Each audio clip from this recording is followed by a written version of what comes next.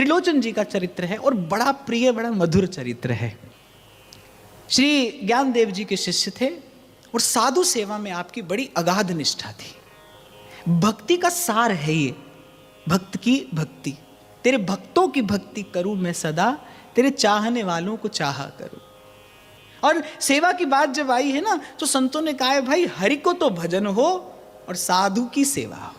हरि को भजन, साध की सेवा, सर्वभूत पे दाया, ये सिद्धांत है। तो श्री त्रिलोचन जी का चरित्र कुछ ऐसा है। साधु सेवा में आपकी अगाध निष्ठा। संतान कोई थी नहीं, पति पत्नी थे, पर साधन संपत्ति सब था।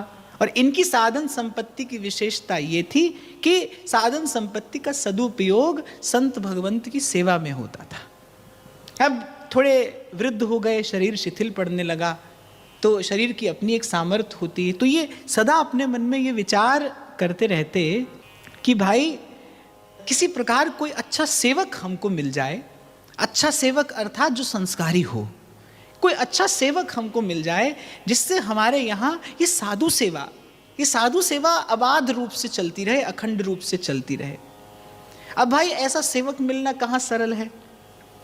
तो सतत प्रभु से प्रार्थना करते हैं, प्रभु संत आते हैं इस आंगन में, आपकी कृपा से संतों के चरण पड़ते हैं। और जो सुख हो तो संत घर आए, सो सुख हो तो नहीं सुपने हो कोटिक तीर्थ नहाए। इन संतों के चरण पड़ते हैं। लेकिन प्रभु अब मैं वैसी सेवा नहीं कर पाता, पत्नी भी थोड़ी सी शिथिल हो चली है, अब हमसे आपके प्रियजनों की, संत जनों की वैसी सेवा नहीं हो पाती। बार बार ठाकुर जी से प्रार्थना करते कि प्रभु कोई कृपा हो आपकी और हमें कोई सेवक मिल जाए, हमें कोई सेवक मिल जाए। अब भगवान तो भाई भक्तवांछा कल्पतरु हैं।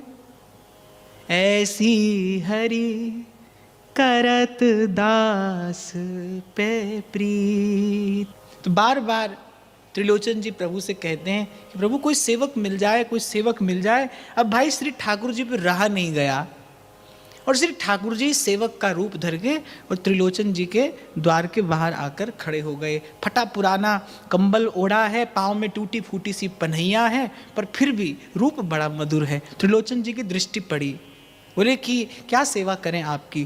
बोले आप हमारी सेवा करना चाहते हैं तो कोई काम खोज रहा हूँ मैं, कोई काम खोज रहा हूँ, मांग कर याचना करके मैं नहीं पाता हूँ, कोई काम खोज रहा हूँ। तो आप यदि कुछ देना चाहते हैं तो कोई कार्य हमको दे दीजिए, उसके बदले में हम आपसे कुछ ले लेंगे। अब त्रिलोचन जी ने देखा कि भाई बड़ा मधुर सा स्वरूप है, यद्यपि फटा पुराना कंबल है, पाँव में टूटी फूटी जूती है, पर देखा कि लेकिन बड़ा मधुर स्वरूप है। और त्रिलोचन जी ने कहा क्या काम करना जानते हो। तो कहने लगे कि चारों वर्णों की रीतियां मेरे हाथ में हैं, अर्थात ब्राह्मण, क्षत्रिय, वैश्य, शूद्र, सबका कार्य जानता हूं मैं। अच्छा, और वैसे भी प्रभु का सेवक कैसा होता है। ठाकुर जी कहते हैं लादे कोई ऐसा नर, पीर, बावर्ची, भिस्ती, खर, माने सब काम उसको आता हो। गद्दी पे बैठकर उपदेश भी दे सकता हो, झाड़ पोंछ भी करना जानता हो, सर पर सामान ढोना पड़े तो वो भी ढोले, और भोजन बनाना आता हो तो फिर कहना ही क्या। पीर, बावर्ची, भिस्ती, खर। ठाकुर जी कहते लादे कोई ऐसा नर। तो उसने कहा कि मैं चारों वर्णों की रीतियां जानता हूं, ब्राह्मण, क्षत्रिय, वैश्य, शूद्र।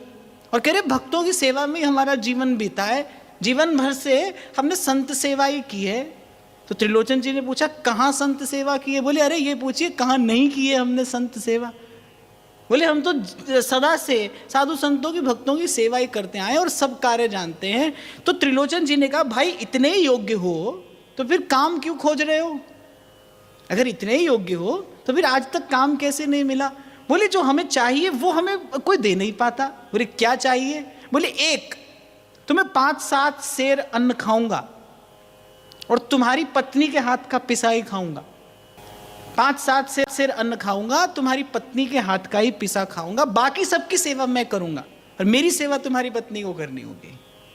मेरी माता जी के हाथ का ही पिसा खाऊंगा, 5-7 सेर अन्न खाऊंगा, और जिस दिन मेरे भोजन की बात किसी से कही बस उसी दिन छोड़कर चला जाऊंगा। त्रिलोचन जी ने कहा कि सब स्वीकार है।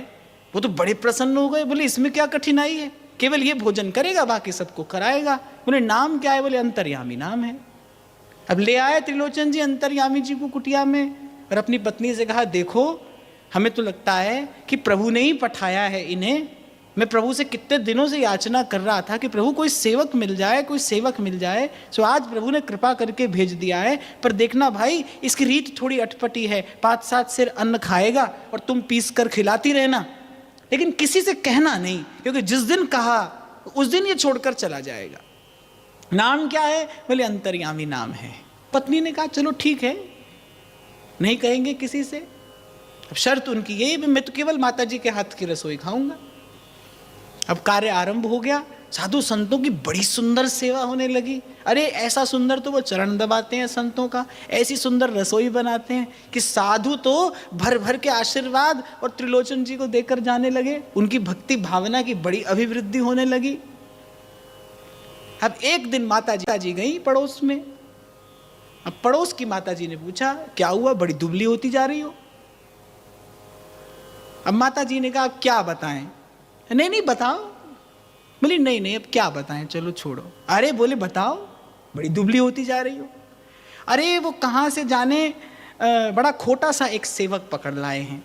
सेवा तो खूब करता है, पर हमारे हाथ का पिसा खाता है। अब 5-7 सेर अन्न रोज खाता है। पीस कर दुबली हुई जा रही हूं मैं तो। साथ में ये भी कह दिया, देखो तुमसे तो हमने कह दिया, अब किसी से कहना नहीं। अब जब लौट कर आई तो अंतर्यामी तो दिखाई नहीं पड़े। अब जब त्रिलोचन जी ने देखा कि अंतर्यामी चले गए, उन्होंने कहा था कि एक ही स्थिति में जाऊंगा कि हमारे विषय में किसी से कहना मत। खूब फटकारा अपनी पत्नी को। बड़े व्याकुल हुए, बड़े अकुलाए।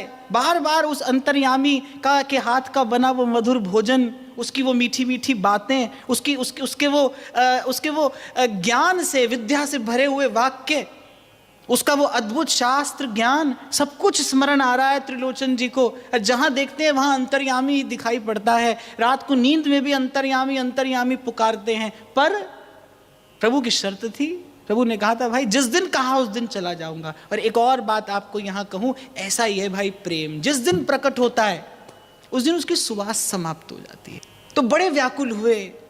भोजन छूट गया, आहार छूट गया, शरीर रुग्ण होने लगा। लेकिन वो मन की अकुलाहट, वो मन की व्याकुलता बढ़ती जा रही, क्योंकि वस्तुतः वो प्रभु का ही तो वियोग था। वो पहचानते नहीं थे कौन है, क्योंकि प्रभु की अघटन घटना पटी। इसी योग माया ने ऐसी व्यवस्था कर दी कि त्रिलोचन जी पहचाने नहीं, क्योंकि पहचान लिए तो सेवा में विक्षेप हो जाएगा। तो भगवान की योग माया ने ऐसी व्यवस्था कर दी कि प्रभु को पहचाना नहीं। लेकिन जब देखा कि त्रिलोचन जी के तो प्राण जाने को हैं, तो श्री प्रियादास जी लिखते हैं, हुई नभवाणी, आकाशवाणी हुई। प्रभु ने कहा कि आपकी साधु सेवा की निष्ठा देखकर मैं ही आपके घर में आया था, आपकी सेवा करने के लिए, साधु की सेवा करने के लिए। और जब ये बात सुनी तब तो उनके हृदय की व्याकुलता का कहना क्या। फिर तो लगा कि बस अभी प्राण जाएंगे, तब प्रभु की वाणी हुई कि अब आप भजन करिए, अब आप साधन करिए, शीघ्र ही आपको भगवत धाम की प्राप्ति होगी। तो ये कथा जो है, ये प्रसंग जो है बड़ा मधुर है, पर अपने आप में बहुत कुछ कहता है। इसमें बहुत से संकेत हैं। सबसे पहली बात तो प्रभु को रिझाने की सबसे सरल और सबसे सरस विधि है प्रभु के जन की सेवा, साधु की सेवा। तो प्रभु ने कहा कि भाई अब आप भजन करिए, शीघ्र ही आपको भगवत धाम की प्राप्ति होगी। और त्रिलोचन जी ने इस प्रकार प्रभु के विरह वियोग में भजन करते करते भगवत धाम की प्राप्ति। जब कोई नहीं आता मेरे श्याम